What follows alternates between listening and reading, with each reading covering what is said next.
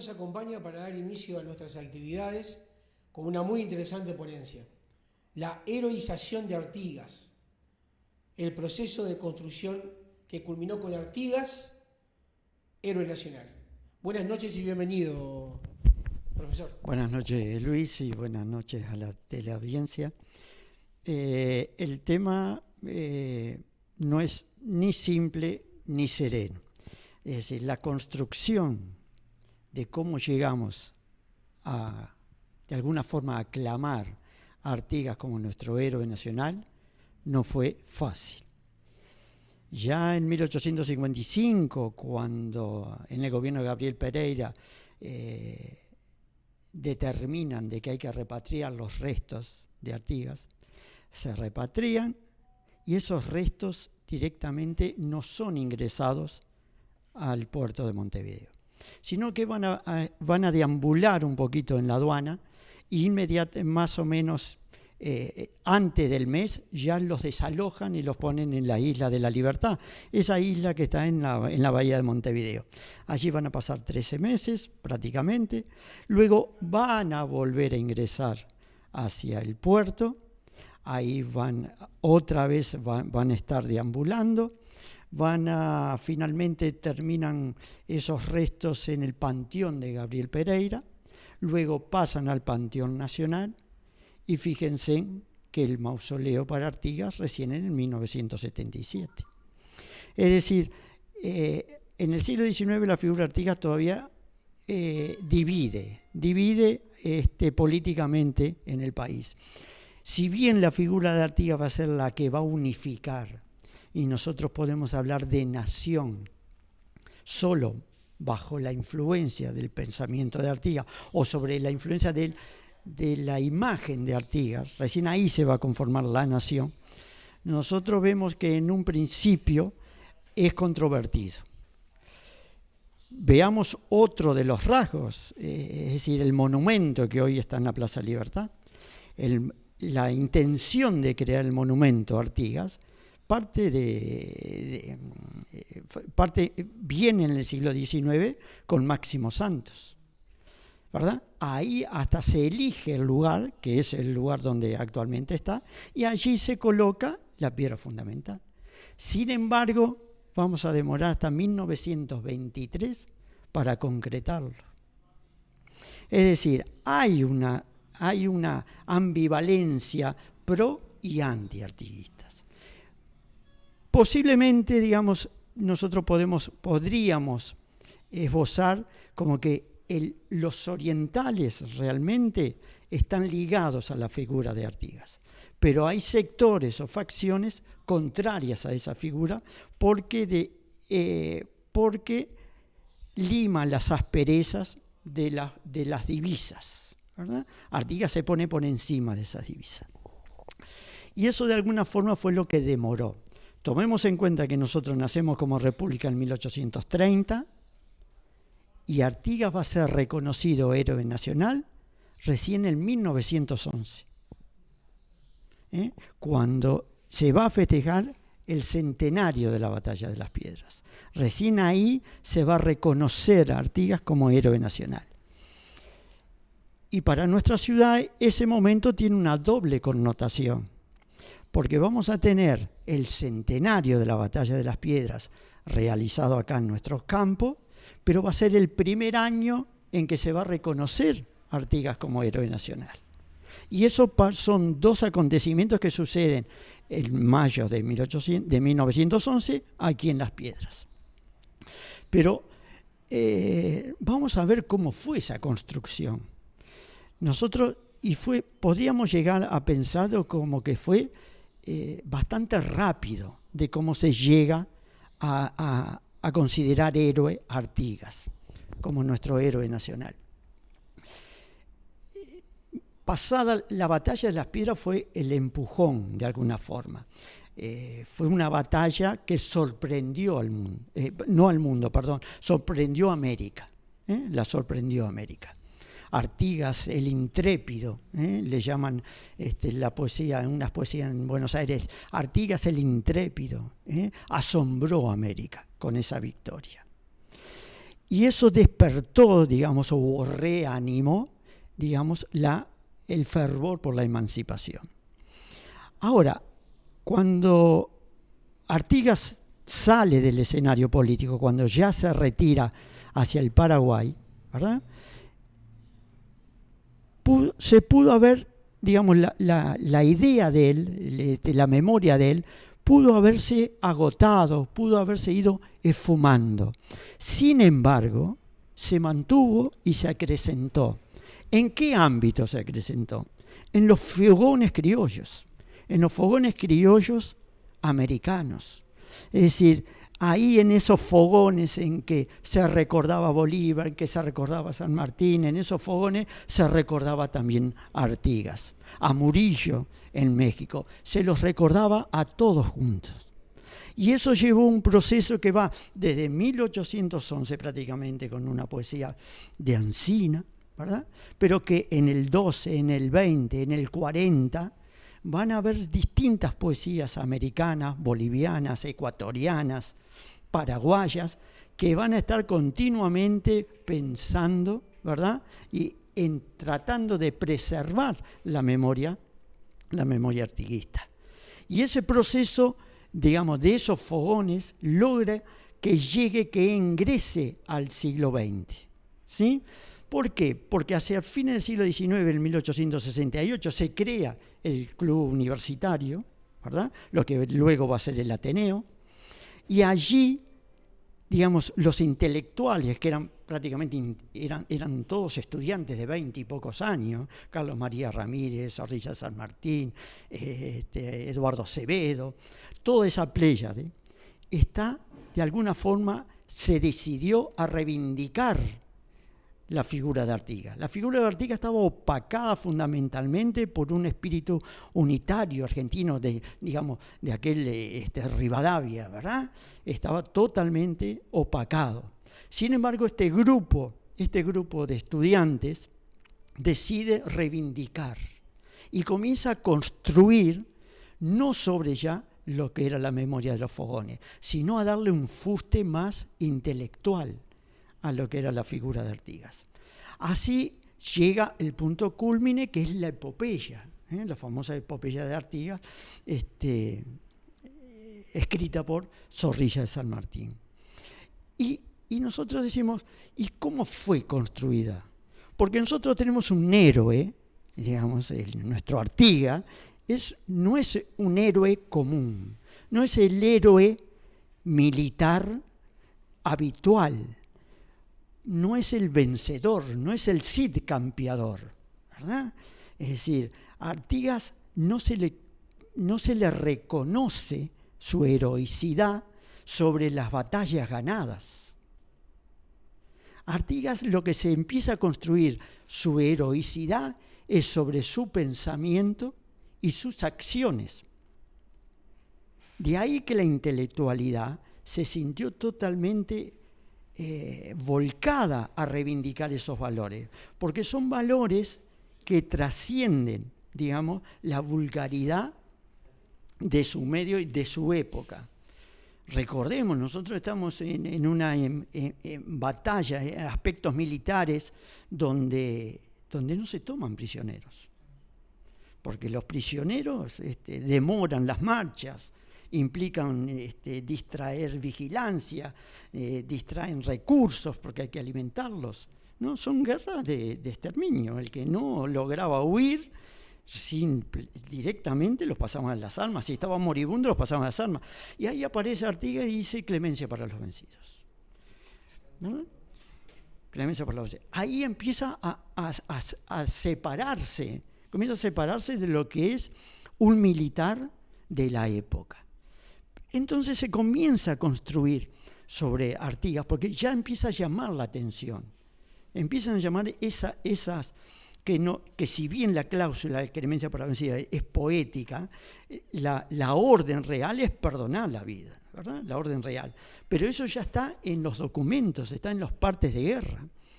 Y después nosotros comenzamos a navegar sobre su vida, ¿verdad? Y nos vamos a ir encontrando con matrices de pensamiento extremadamente virtuosas. Mi autoridad emana de vosotros. Nada esperéis de vosotros mismos. Que los orientales sean tan ilustrados como valientes. Es decir, si uno, digamos, a alguien que no conoce a Artigas le das esa frase, difícilmente la pueda concebir de que las dijo un militar. Posiblemente las asocia a un filósofo, pero no un militar. Y no es un militar que las dice, digamos, simplemente como un pensamiento. Las ejecuta en la acción. ¿No? Las ejecuta. Es decir, él vive esas frases, no solo las piensa, él vive esas frases. Y esas frases pasan a ser la clave de la virtud.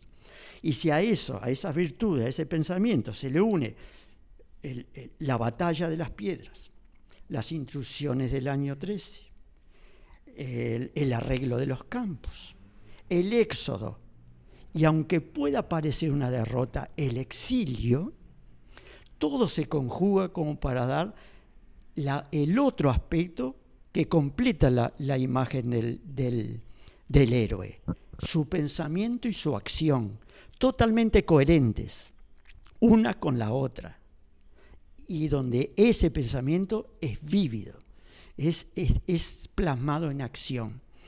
Entonces, nosotros tenemos un héroe que no es el héroe vencedor de batallas, al que nadie se resiste y contra el que nadie puede. Es un héroe admirable. Nuestro héroe es un héroe admirable. Y tiene la particularidad de que es un héroe proclamado por la intelectualidad y por el pueblo, no por el poder político. Es decir, no es el héroe que el poder político dice, este es nuestro héroe. No, el poder político fue el último vencido por la tradición rural de los fogones criollos, vencido por la intelectualidad uruguaya, que no tiene más remedio que aceptarlo. Se le impone al Estado que nosotros queremos que ese sea nuestro héroe nacional. Y eso sucede en 1911. Hasta ahí el Estado se podía resistir, o las facciones dentro del Estado podían resistir su heroicidad, porque cada uno quería su propio héroe, cada colectividad quería su propio héroe. Pero Artigas los trascendía y los unía a todos. Entonces, al poder político se le impone este héroe. Y este héroe, entonces, en 1911, es aclamado en toda la República. Nosotros, digamos, estas matrices intelectuales que él ha generado, ha sido la línea, digamos, virtuosa o la línea de nuestra identidad nacional. Y al decir, esto lo observó muy bien Fernando Devoto, un doctor en historia de la Universidad de Buenos Aires, donde él observa y se dio cuenta de que, digamos, esa identidad nacional, la identidad uruguaya, fue gestada por el pueblo y la intelectualidad, no por el Estado. Y eso tiene un gran valor, que es lo que de alguna forma justifica el arraigo que año tras año nosotros tenemos con la figura de Artigas. Por eso la formación, el centro de esta formación, Centro de Formación José Artigas, ¿verdad? Hay centros José Artigas. Ya fin del siglo XIX en Las Piedras se funda una sociedad Artigas también, ¿verdad? Totalmente consustanciado con esta figura. Y si bien el vínculo entre Artigas y el pueblo oriental no fue espontáneo, se empieza a gestar en el Éxodo. Es en el Éxodo cuando el pueblo oriental, como dice un poema también de un argentino, este era oriental, Joaquín Olazábal, él decía, el pueblo te llama amigo y padre te llama la tropa. Entonces, ese vínculo con Artigas, con el espíritu de Artigas, con la forma de ser de Artigas, tal vez se forme en el Éxodo, ¿sí? Porque Artigas mismo, en un momento, en uno de sus partes, dice: dentro de una semana voy a llegar a destino, cuando va se va en el Éxodo a purificación, en pocas semanas llego con este pueblo heroico. Ese pueblo, ese reconocimiento de Artigas al pueblo oriental, yo creo que es el momento en que se marca ese sentimiento de vinculación, que es el que hasta hoy llevamos. ¿Podemos decir, profesor, entonces que el Éxodo es lo que marca la heroización de Artigas? ¿El Éxodo mismo? Que No. es donde el pueblo lo sigue. No, lo que sucede en el Éxodo, ahí nace la nación, porque nación y patria es diferente. Nace la nación oriental, totalmente individual, totalmente desprendida de las provincias argentinas, totalmente como una individualidad, como un cuerpo social, ¿verdad?, al que llamamos nación, ¿verdad? Y la nación no tiene límites, no importa el río Cuareina, Arroyo La Invernada, ¿no? No, la nación es el espíritu oriental, nace en ese momento, porque los que siguen a Artigas de alguna forma lo siguen porque no hay otro a quien seguir, y dejan todo porque no hay a otro, no hay a dónde ir, solo se encuentra cobijo bajo, digamos, el mando de Artigas. Es decir, ahí lo nombran, digamos, el jefe de los orientales, ¿sí? El pueblo lo nombra jefe de los orientales y él lo reconoce tiempo después cuando dice: llego a destino con este pueblo, ¿verdad?, admirable. Ahí nace la nación oriental. La heroicidad va a pasar recién en 1911, porque es un proceso más largo, ¿verdad? Hay un proceso más largo. ¿Podríamos hablar cuál era la relación entre Artigas y los demás caudillos orientales que había? Capaz que lo saco de tema, pero usted nos está dando una imagen de Artigas que era superior a todo lo demás que se estaba gestando. Lo mismo lo dijo usted cuando lo de las batallas. Hablando pronto y mal, se pasaba de huello después de las batallas. Y Artigas pedía clemencia. ¿Cuál era la relación entre esos caudillos y Artigas? Porque se ha hablado de una mala relación, de una buena relación, de una no relación. Se ha hablado de tantas cosas. El vínculo más fuerte que tiene Artigas es con la tropa. Los caudillos están en lo que es la praxis política del siglo XIX. Nosotros, en el siglo XIX se habla mucho se cataloga muchas cosas como traición. Pero en el siglo XIX no es traición. En el siglo XIX esto es conveniencia, esto es, digamos, un pensamiento pragmático. ¿Qué me das tú y qué me da el otro? ¿Verdad? Y hacia ahí va. Y Artigas no es ingenuo. Artigas ve todo esto, este juego de intereses. Los caudillos están entre Buenos Aires y Artigas, o entre brasileños y orientales, o entre brasileños y argentinos, entre entrerrianos. Es un juego político, ¿verdad?, que nosotros difícilmente estemos acertados si hablamos de traiciones. No, acá no hay ese, digamos, si bien el resultado es ese, pero tenemos que comprender las circunstancias. Aquí nadie sabía cómo iba a terminar. Nadie sabía, la propia Junta de Buenos Aires no sabía si quería a Carlota como nuevo rey, esperando que regresara Fernando VII, o quería libertad. Mariano Moreno decía, vamos a aprovechar a ser libre, ¿no? Y el otro grupo dentro de la Junta decía, no, vamos a buscarnos otro rey que nos ampare. Y luego vienen los ingleses. Bueno, es un juego político. ¿Y con quién se está? ¿Con quién no se está? Es un juego tan dinámico, que ha pasado hasta en el siglo XX. La Primera Guerra Mundial, cuando salen todos a guerrear en la Primera Guerra Mundial, pensaban que terminaba a los 3 meses. Parecía que era un paseo, se iban todos contentos a la batalla. Y fue un desastre, porque estas emancipaciones o estas revoluciones o estos procesos bélicos, siempre se sabe dónde empiezan, pero nadie sabe dónde terminan.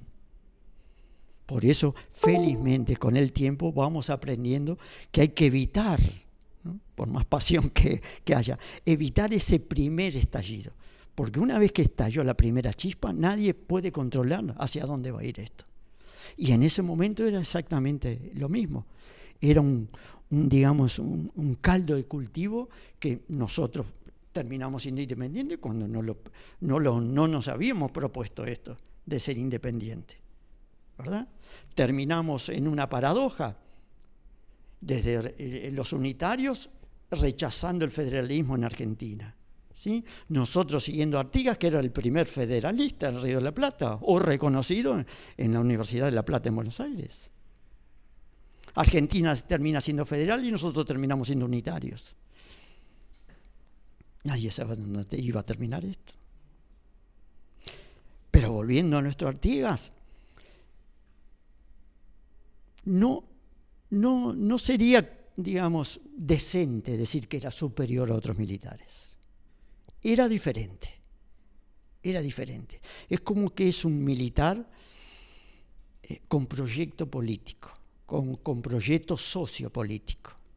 Los demás militares, ¿verdad?, eran militares, solo con un proyecto militar. Aquí con nosotros, con Artigas, lo que tenemos es que tiene un proyecto, digamos, social, ¿verdad?, económico, cuando él hace, digamos, los acuerdos con Inglaterra, ¿sí?, y un sentido de pueblo, de crear un pueblo. Por eso él, digamos, si hay que guerrear, guerreamos. Si negociamos, negociamos. Y si podemos hacer un pueblo, hacemos un pueblo. Y a ese pueblo, ¿cómo lo queremos? Él fue, habló de las escuelas de la patria, estando en purificación.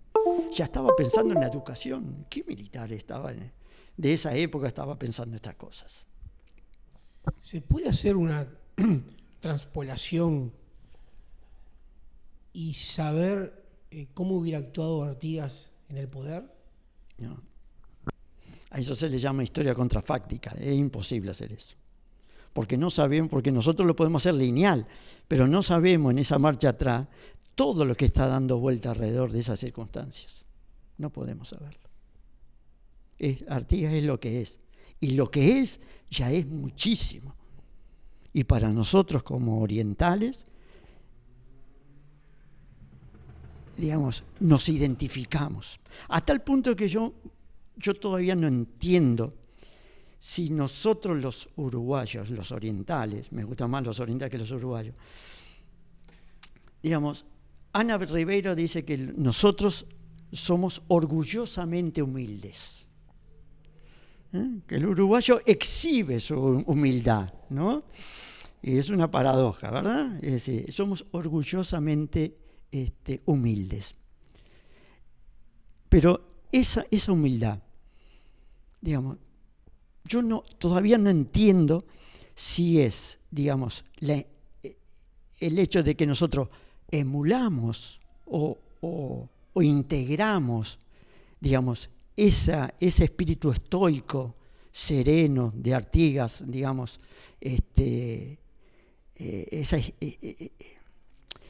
esa forma de ser de Artigas, humilde, ¿verdad?